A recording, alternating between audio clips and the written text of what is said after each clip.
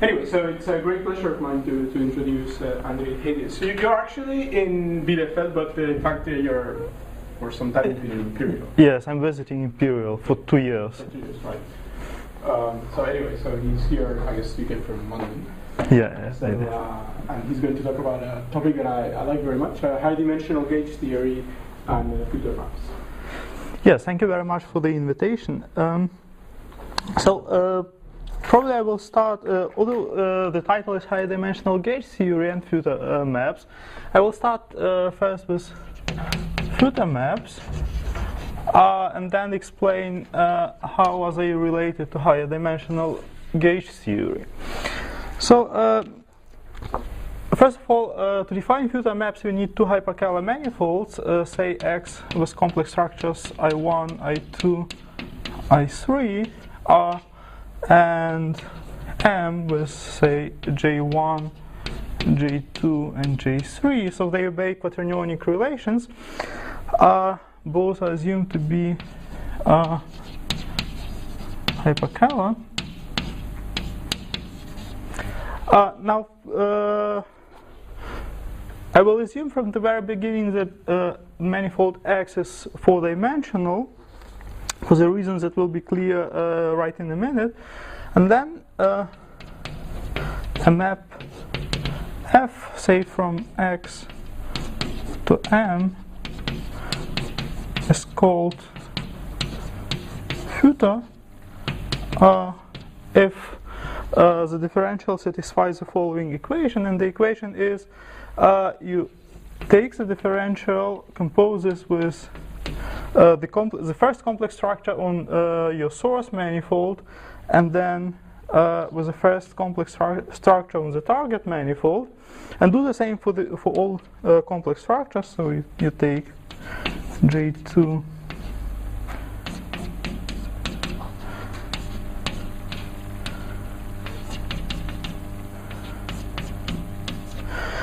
So if this combination gives you the original differential of f back, then f is called Fueter.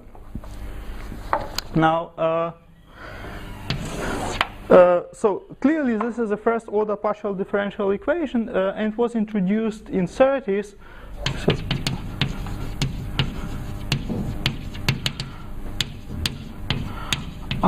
By Rudolf Fueter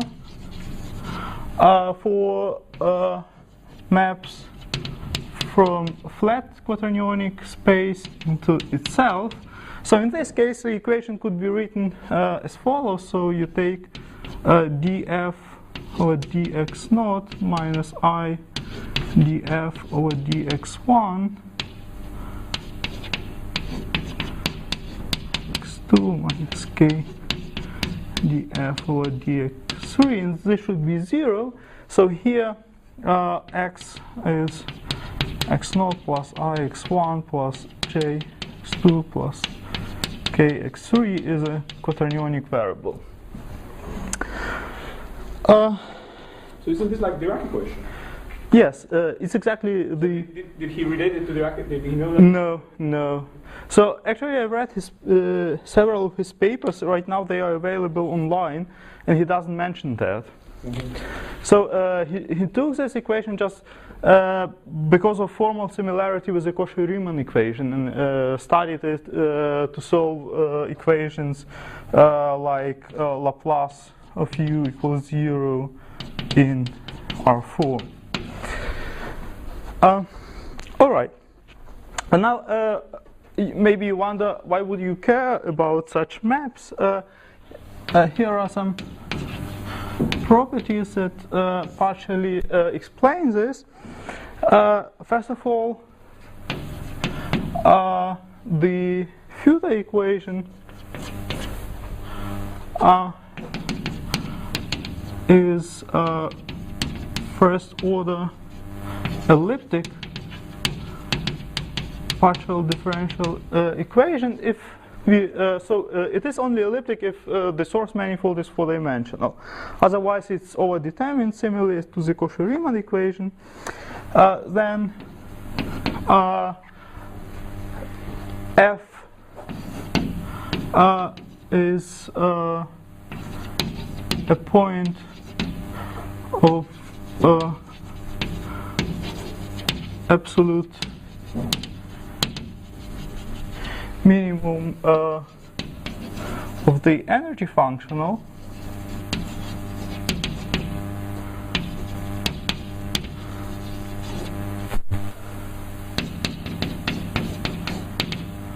so you just take norm of the differential squared, integrate over x with respect to the corresponding volume form, and if f is Fueter, then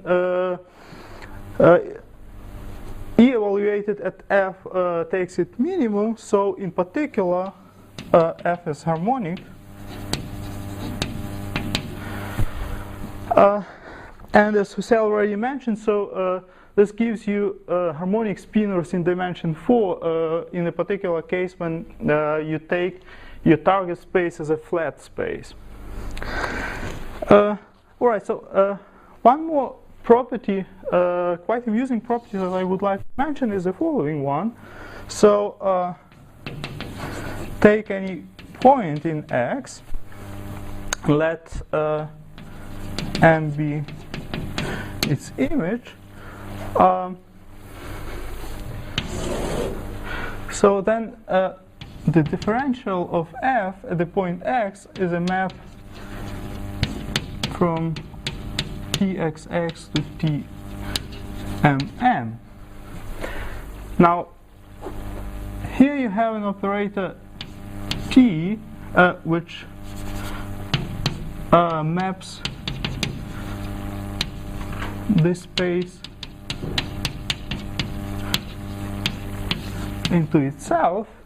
Namely, this operator t is defined just by the left-hand side of the Fueter equation. So t of A is I1 J1 A I1 plus and so on.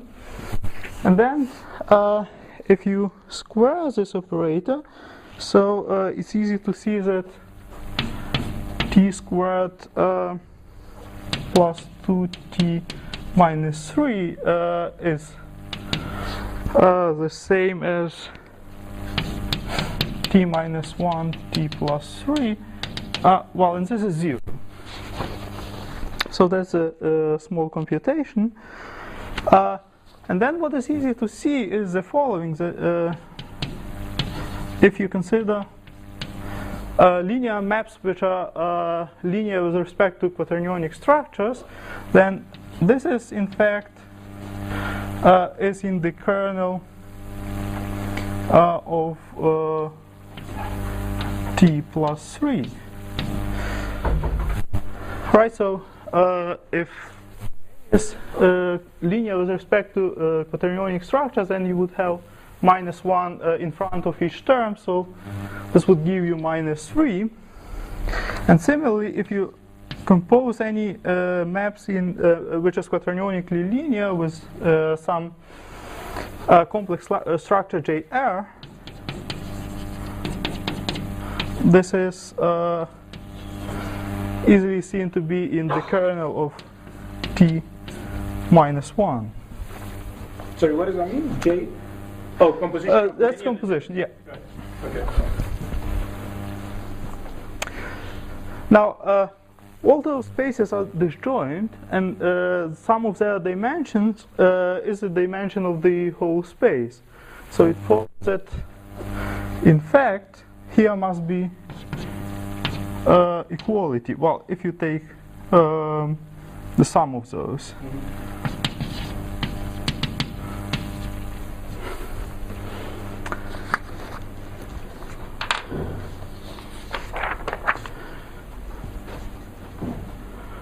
Okay.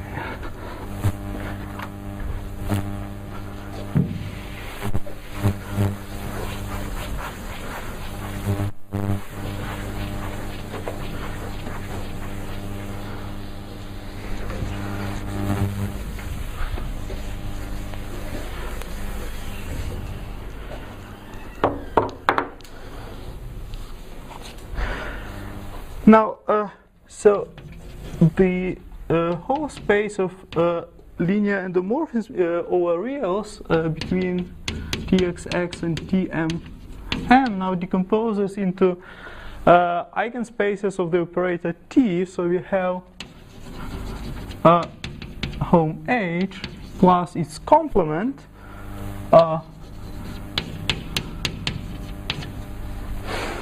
right, so T here acts as -3 and here it acts as identity. Right, now the Fueter equation is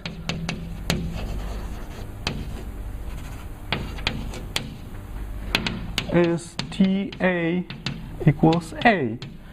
So what this means is that we have the following simple result, is that F is Fueter if and only if the differential has no quaternionically linear component at each point. So, I mean, I like this proposition very much because it shows that this is completely opposite to what you would naively expect to be a quaternionic analog of holomorphic mappings. So, you know, so if you would define three holomorphic mappings as those whose differential commutes with all complex structures, then basically you don't have any maps. But here equations are elliptic, so you have quite a lot of those maps, and as already Fueter showed, you basically have plenty of them. All right, so all this is very amusing, but why do we need this? So the motivation comes from gauge theory, but let me first recall some facts from gauge theory in dimension 4. Now, in dimension 4, we have, you know, the Lie algebra of the group S of n can be canonically identified with a space of two forums on Rn, and then, well, n is 4 in my case. So, but here the Hodge operator acts, and this splits the space into two subspaces, namely self-dual two forums and anti-self-dual two forums. So, which corresponds to the fact that the group SO4 is locally a product. So this is SO3 plus SO3. Let me put plus here and minus here. Right. So, and this decomposition is SO4 equivariant. In particular, this means that the space of two forms on any 4 manifold splits into self-dual two forms and anti-self-dual.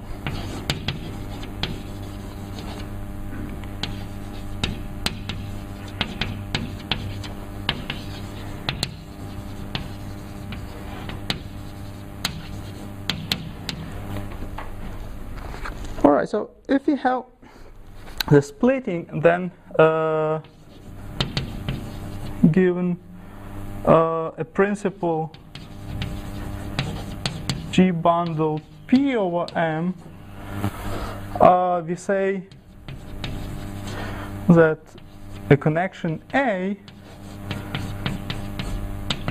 is anti-self-dual if its curvature, so Fa, is anti-self-dual, or which is the same that the self-dual part of the curvature vanishes. All right, so probably there is no need to advertise this equation. So that was the equation that Donaldson made use of very successfully in the study of topology of four manifolds.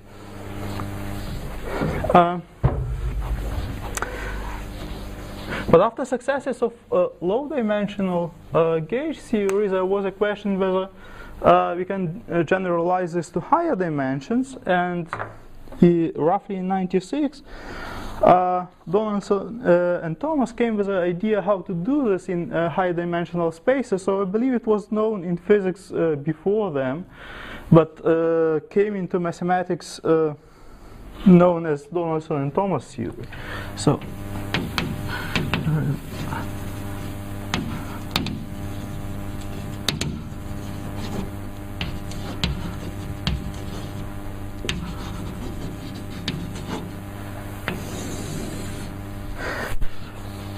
now, if you would like to do a similar trick in higher dimension, it wouldn't work, at least in a straightforward manner.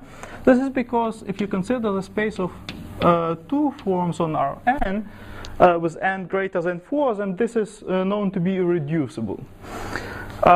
So in particular, we can't have any decomposition like here.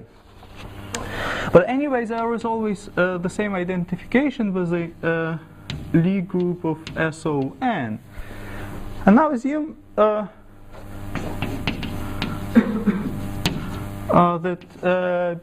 we have a subgroup, say H, of SON. Then here we have also its Lie algebra, and therefore the space of two forms on Rn splits into H plus its orthogonal complement, which is again now not SON invariant but H invariant. Right, let me write this as lambda 2 minus plus lambda 2 plus. So now what does it mean? This means that given an H structure on manifold of dimension n, we can split its two forms, so the bundle of two forms on M splits into, let's say, anti-self-dual and self-dual. So for now, anti-self-dual and self-dual are just labels. And then again, we can define, we can say that a connection A on some, say, principal bundle of M is anti-self-dual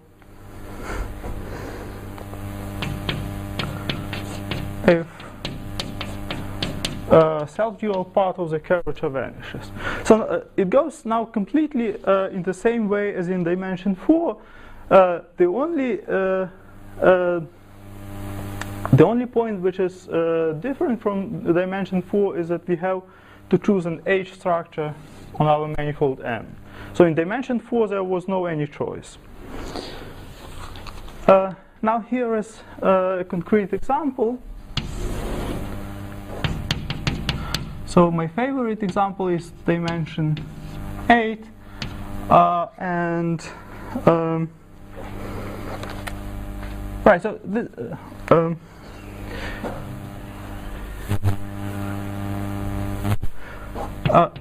so we can imagine 8-dimensional Euclidean space as a copy of as a direct sum of two copies of quaternions, say with variable x and y. Now, here is a distinguished 4 form. So I take the volume form on the first factor, then add some mixed term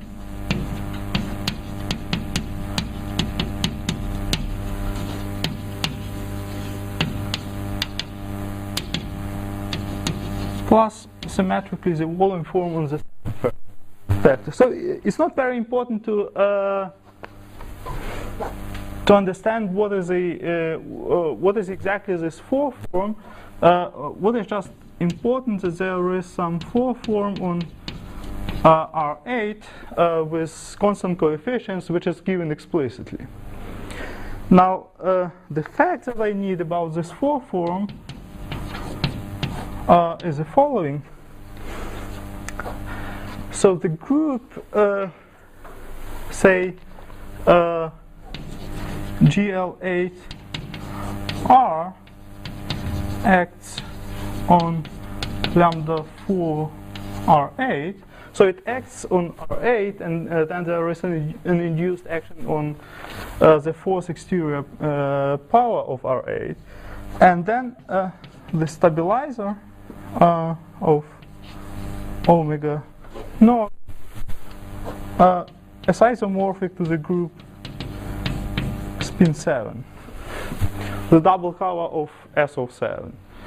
So again, it won't be important why this is double cover of S of 7. So spin 7 for me will be just a label for the stabilizer of omega naught.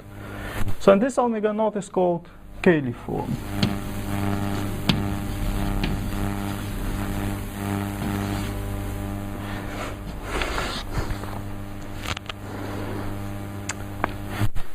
Right, and it turns out that the stabilizer of omega naught, so the group spin 7, is contained in the subgroup SOA. So, right, in particular, this 4 form determines Euclidean scalar product and orientation on the space R8. It's a double cover of SO7. Right. Right. Yeah. Yeah, so this sits inside SO8.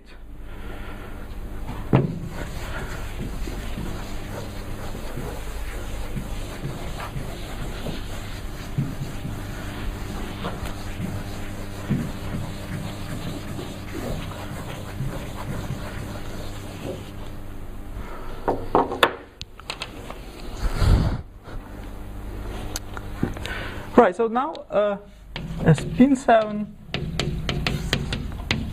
structure on M on an 8 manifold is the same as a 4 form omega on M, such that at each point this is at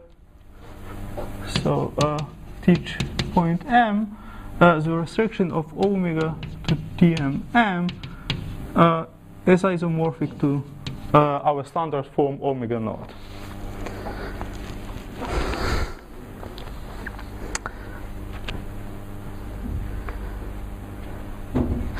Right, so if you have such a 4 form omega, then we can define operator T, which depends on omega. So this maps now 2 forms on M into itself. And this is given simply as T acted on omega is star omega wedge omega. So omega is a Kaehler form, so this has degree 4, this has degree 2, so 6 degrees, and star turns it back into form of degree 2. Right, so it maps 2 forms into 2 forms.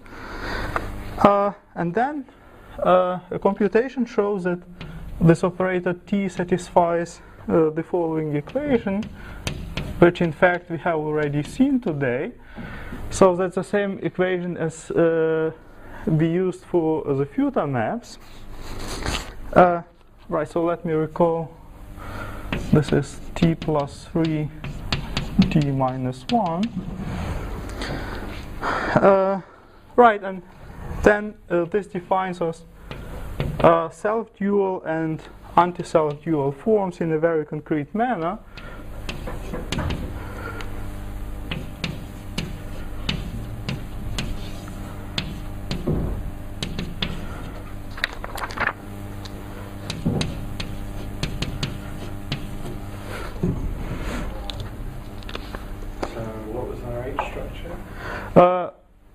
Right, so H is here spin 7. Oh, sitting in SLA. Right. So H structure is a principal H subbundle of the bundle of orthonormal frames, and here this is defined simply as stabilizer of this form omega.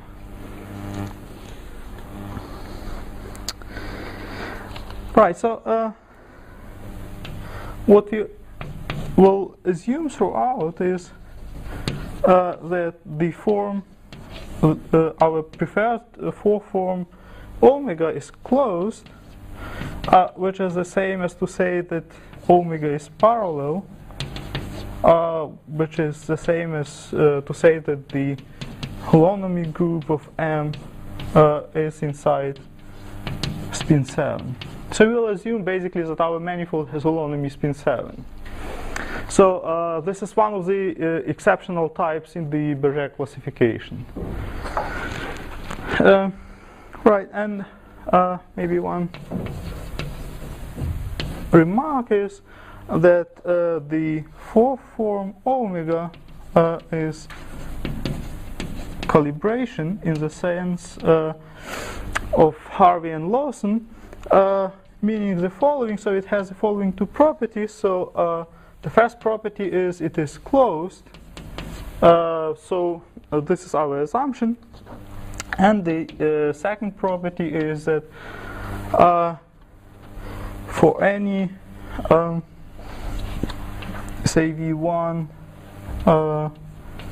V4 in a tangent space at some point, if we evaluate omega on this chosen four vectors, say V1, V4, this should be smaller or equal to volume of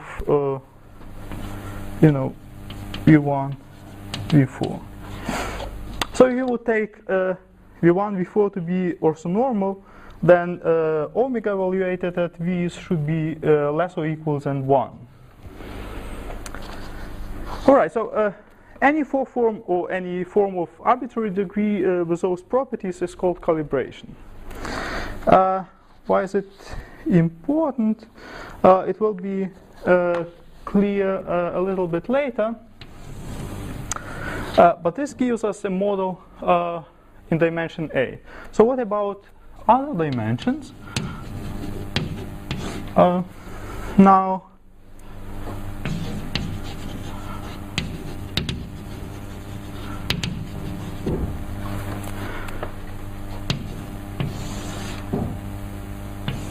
right, so we have seen that in dimension 8 we may choose spin 7 structure, and this gives us splitting as we wish, so we can define anti-self-duality equation. In dimension 7 a similar construction would work with a group G2, so another exceptional group in the Berger list. In dimension 6 we would take SU3 and work over Calabi-Yau's. And finally there is also a gauge theory in dimension 5, which was discovered just very recently by Witten and independently by myself. So this is based on the group SO4, which sits in SO5. Now it doesn't work quite in the same way as I described in general, but I just wanted I mean, this doesn't quite fit in the pattern that I have described, but is very much related to that. All right.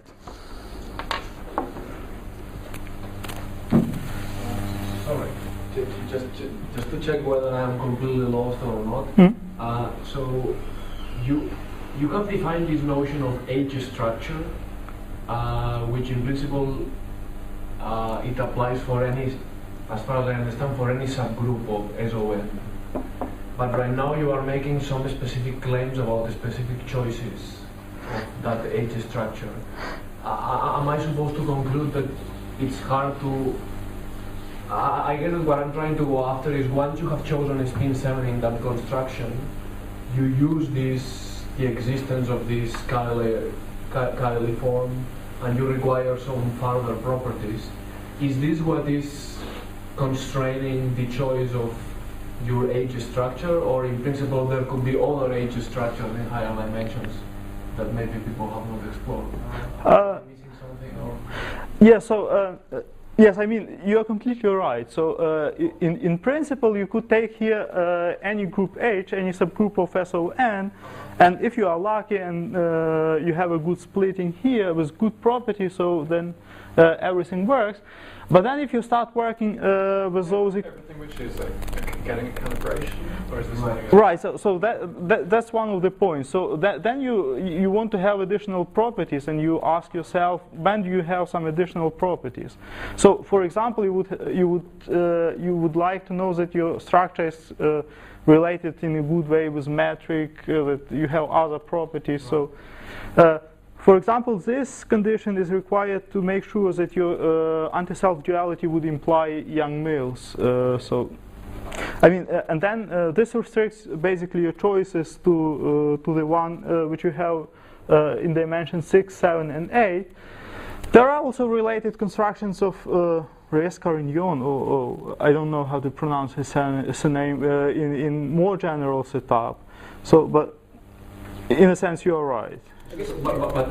Sorry. You need a 4 form which is co-closed. That's the condition, and such that it has the operator T that you define has an eigenvalue which is non-zero. Yeah. And if those two conditions are satisfied, then you can define for, in your case, an anti-self-duality condition, which implies the Young-Mills equations of motion. Okay. So that's I think the most general case. Yeah. So for example, Tian makes it even more general. So he starts with n-4 form and defines this. Closed n-4 form. Right. Yeah. So I said closed 4 form as the. Oh, okay. I see. Yeah. Yeah. Sorry. I just didn't realize it. Yeah.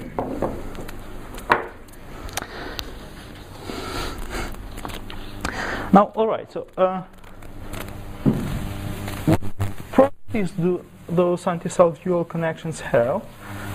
And here are some of them. So basically, they are quite similar to the properties of the anti-self-dual connections that are known from dimension 4.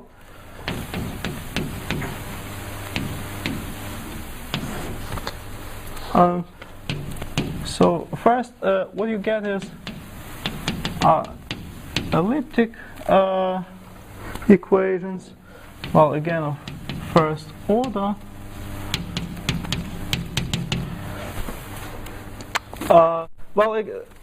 Now it won't be true in general, but this is true for H as in this table.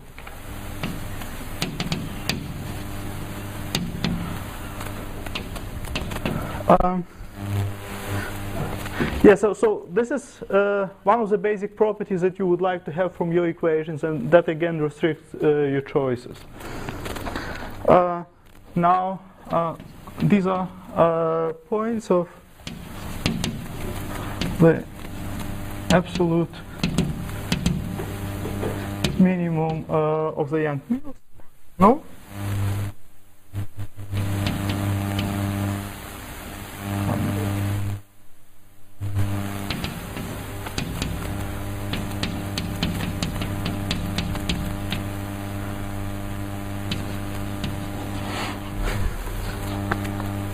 In particular, they are Young-Mills, and what will be important in the is that they can blow up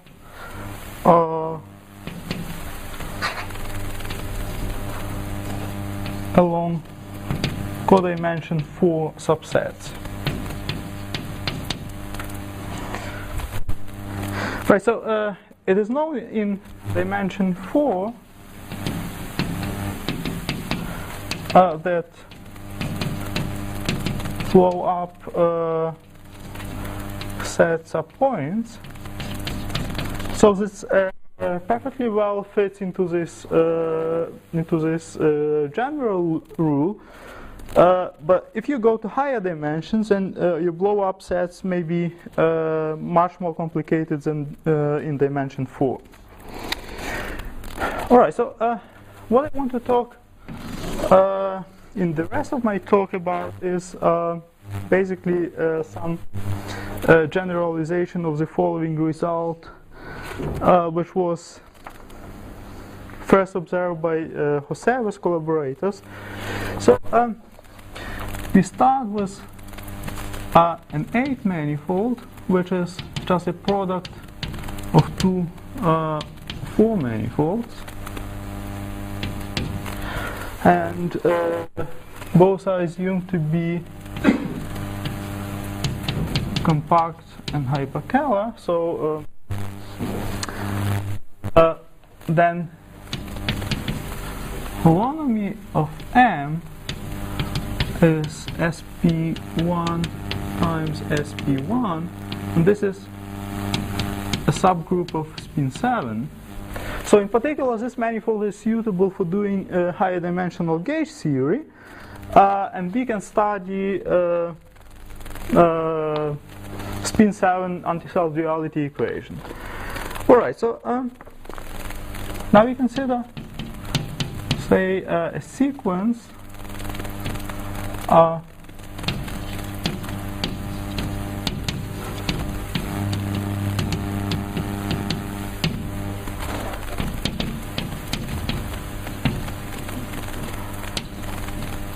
on our manifold M, which is a product of X and N, and I will take metric to be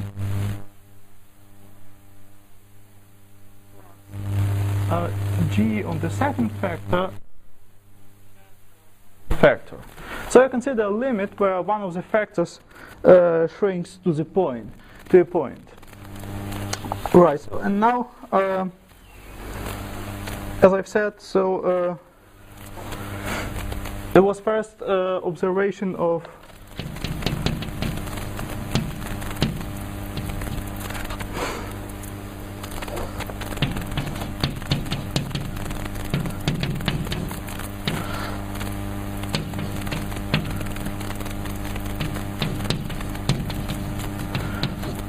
by Joseva's collaborators, and then it was proved by Chen in '99, soon after this first paper, that there exists a subsequence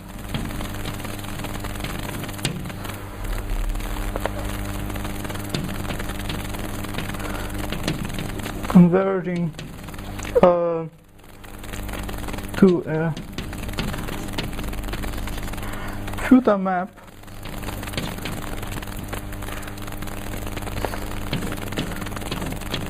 from X to the moduli space of anti-self-dual instantons on N.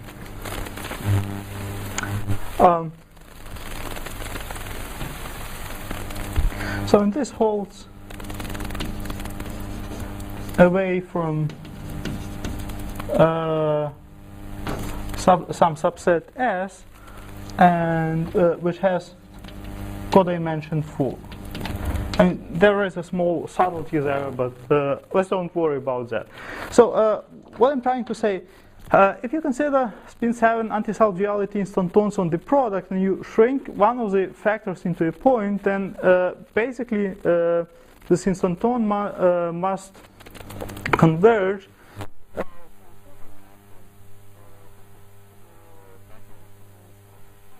to the moduli space of anti-self-dual instantons over the second factor.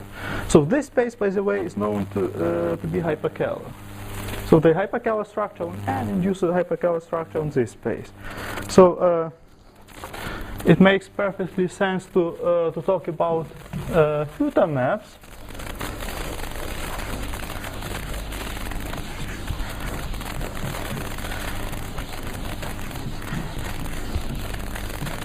By the way, did you know that all such Fueter maps must be constant?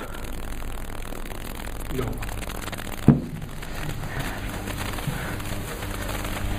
So this follows from the fact that all two forms on the space of anti-self-dual instantons must be cohomologically trivial. So that implies that all such maps must be constant. So this is true for only four-dimensional hyperKaehler, or so what's the result?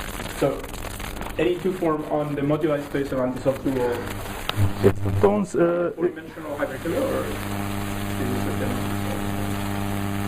Oh no, no, sorry.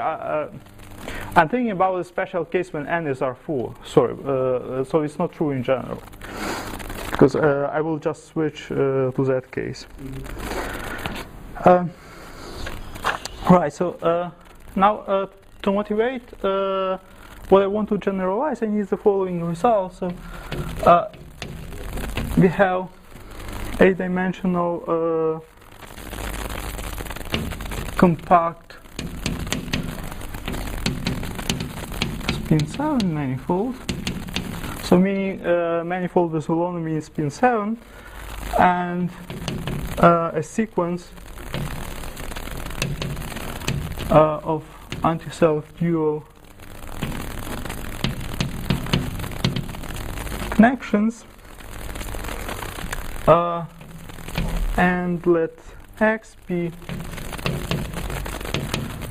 blow up set, which may be very nasty in general, but let's assume it's smooth and has dimension 4. Then the theorem of Tian, I mean Tian has a theorem in general, but let me formulate in this particular case. So the result is that the blow-up set of the sequence of a sequence of anti-self-dual connections is calibrated by omega, meaning the following: if you restrict omega to the tangent space of X, it will give you the induced volume form on X. Right, so in this sense, X must be very, very special submanifold of M. So usually you would have here strict inequality, but if you have equality, this restricts M very much. So calibrated submanifolds are in some sense analog of holomorphic submanifolds, or complex submanifolds of Kaehler manifolds.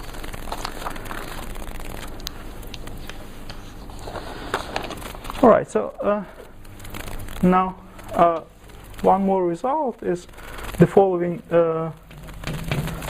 theorem of MacLean, which tells you the following. So again, if you deal with spin 7 manifolds and you have Kaehler submanifold, so in this particular case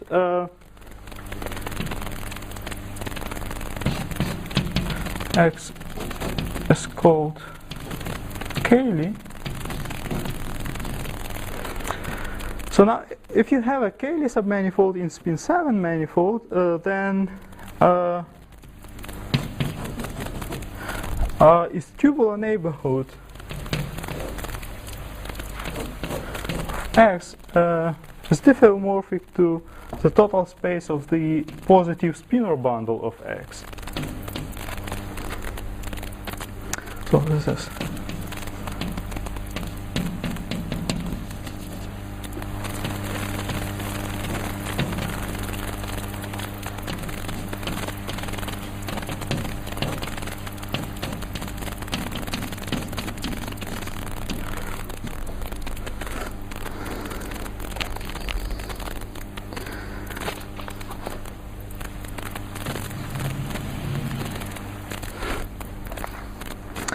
So alright, so if you have a Cayley submanifold, then what we know from MacLean that its tubular neighborhood is given by the space of positive spinors.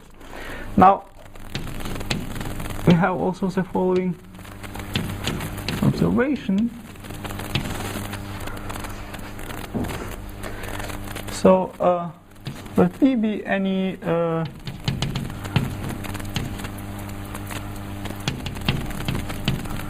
Euclidean four-dimensional and oriented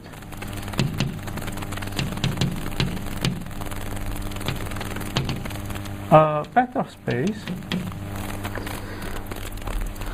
then the space of skew symmetric endomorphism of V, this is the same as the space of two forms on V.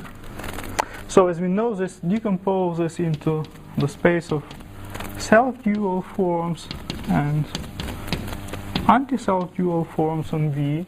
So that means that this space also decomposes into two subspaces, say I plus and I minus. So,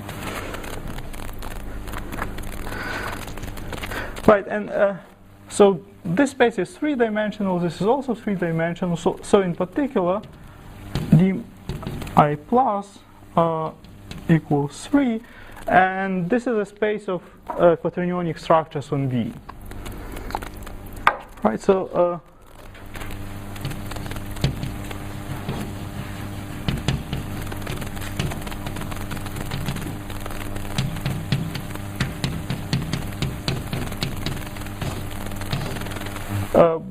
with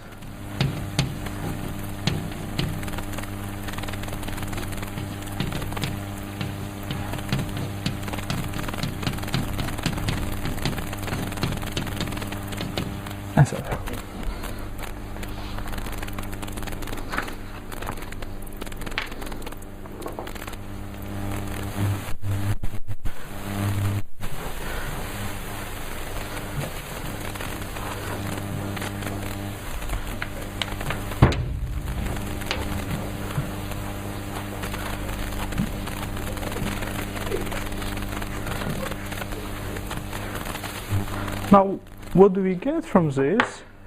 This is the following. So, if you consider the positive spinor bundle over X,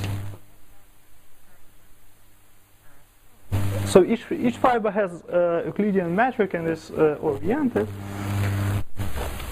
so that we can associate the bundle of endomorphism of W plus, and this is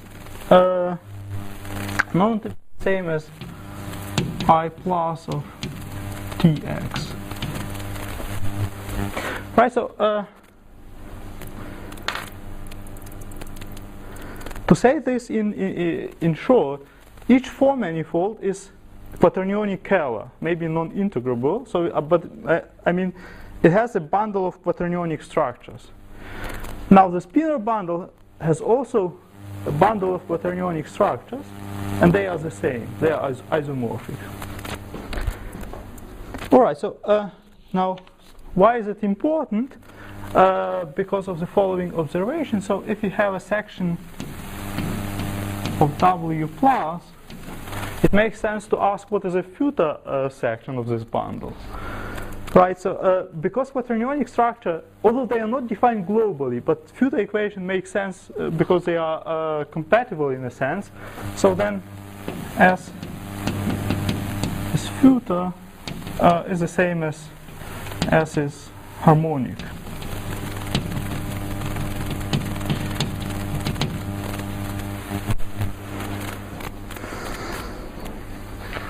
So solves the Dirac equation. Right, so I will try to be now quick. So now we consider the following bundle. So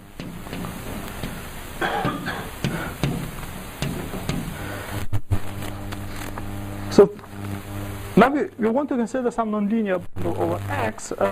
This obtained from the positive spinor bundle over X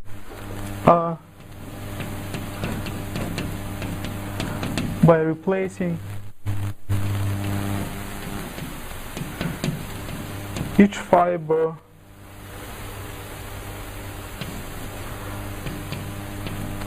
of the positive spinor bundle, which is R4, by the moduli space of anti-self-dual instantons on W on this fiber. So you consider a positive spinor bundle. Each fiber is 4-dimensional Euclidean space. You consider all instantons on this space, and you replace your original fiber with this moduli space. All right, so now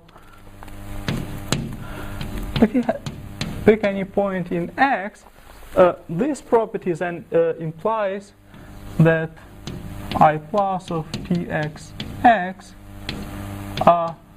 is canonically isomorphic to I plus of Tmasd. So this is now, this space can be interpreted as a vertical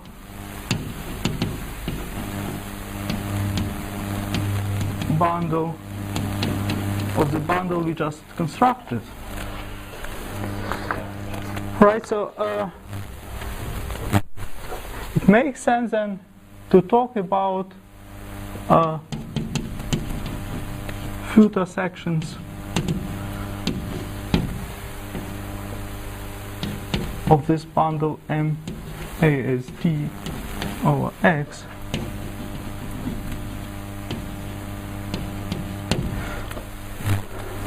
Alright, so now why is this important? That's because if you consider a family of matrix G epsilon on the total space, so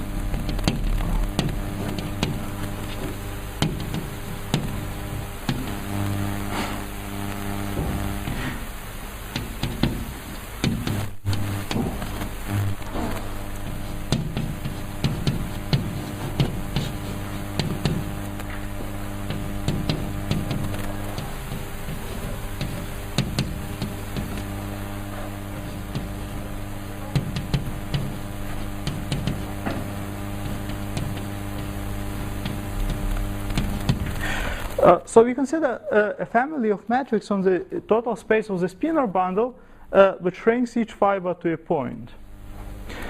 Right, so now the result that I wanted to present is the following one. So this is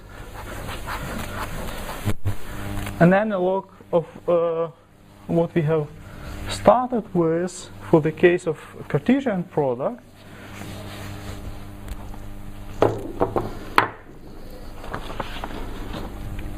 This is the following theorem, which is due to Donaldson and Siegel, and independently to myself.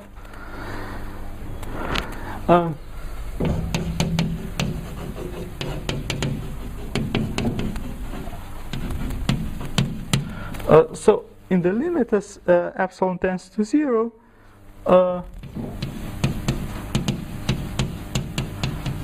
spin 7 anti-self-dual instantons on W plus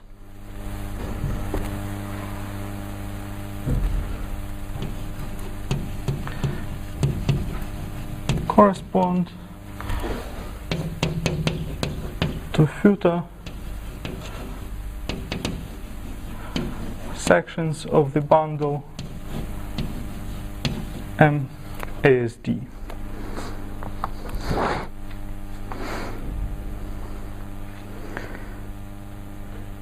So now, I mean, why is it important? So combining all the results that we have seen is the following. So Tian tells you that if you have a blow-up set of a sequence of connections, it must be calibrated.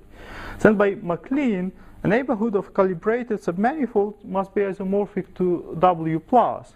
Now, if you study how a sequence of spin 7 anti-self-dual connections can blow up, so what you do is just you consider basically the setup that is in this theorem. So it tells you how the sequence can blow up along 4-dimensional manifold.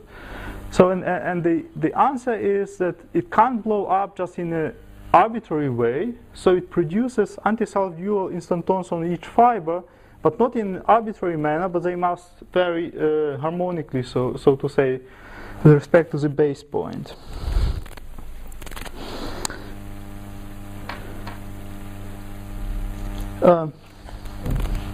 Right, so I wanted to give you a short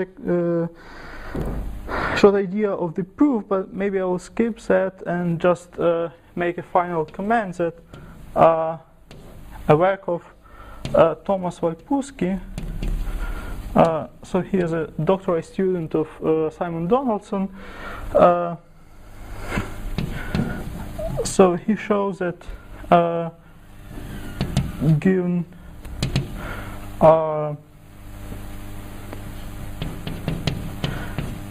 Fueter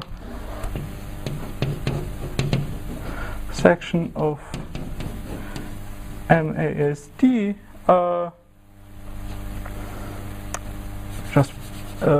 Fueter section of MASD can be deformed to a G2 instanton. So he works with in the setting of G2 structures, but they go completely parallel. So this is so far unpublished, but anyway, so there is a good sign that these are all constraints to the way that spin 7 instantons can produce bubbles. So, all right. So that's all what I wanted to tell you today. Thank you.